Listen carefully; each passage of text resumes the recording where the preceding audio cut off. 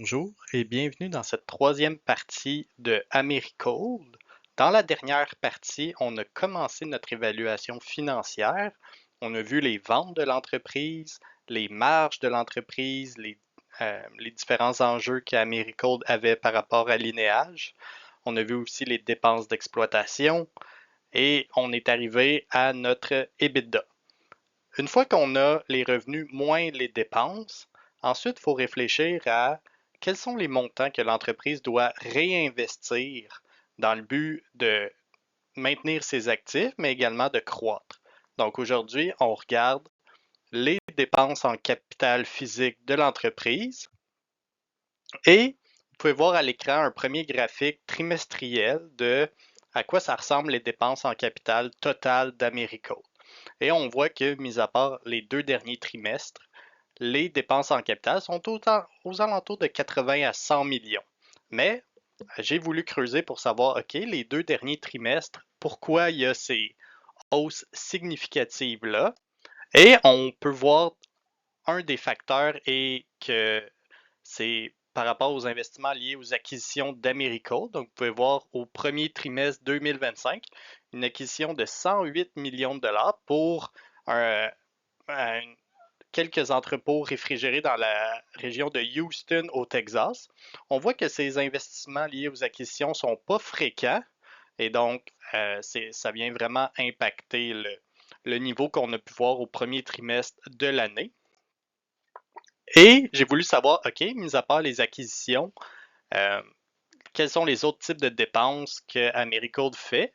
Et on peut voir qu'il y a également eu une augmentation des dépenses d'expansion et de développement, donc de créer de nouveaux actifs. Et c'est par rapport à certains projets. Le premier projet était un projet à Kansas City dans le Missouri et c'était en collaboration avec CPKC, donc Canadien Pacific Kansas City Southern, une grande compagnie de chemin de fer. Donc, ils ont construit une installation frigorifique proche d'une ligne ferroviaire stratégique qui relie le Mexique, le Midwest américain et le reste des États-Unis.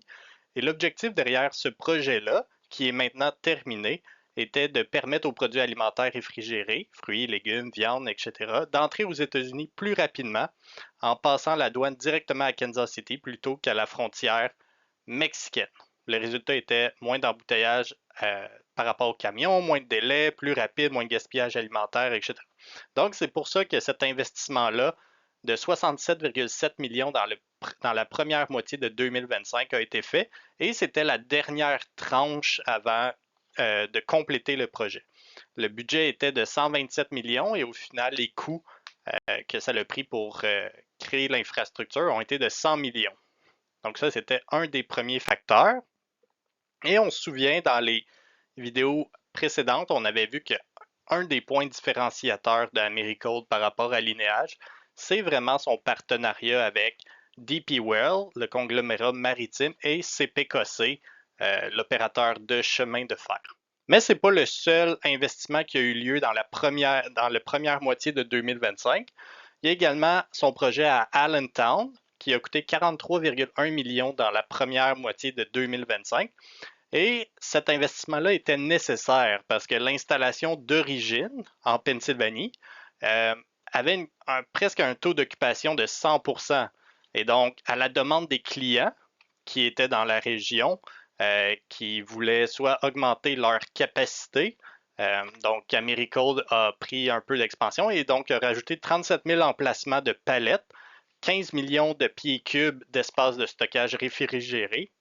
Et après l'ajout de ces 37 000 emplacements, va avoir approximativement 100 000 espaces de palettes à Allentown et qui va consolider ses actifs en Pennsylvanie. Au même titre que le projet à Kansas City au Missouri, les coûts étaient estimés à 85 millions et a été livré à 79 millions. Et c'est également un projet dont l'état est maintenant terminé. Il y a d'autres projets aussi qui sont en cours. Un qui est terminé, c'est celui de Saint John au Nouveau-Brunswick, qui était vraiment le partenariat qu'on avait vu dans les vidéos subséquentes entre CPKC, DP World et Americo, donc le premier partenariat stratégique à trois, euh, qui était dans le port de Saint John. Donc ça, c'est terminé. C'était une dépense de 19,1 millions.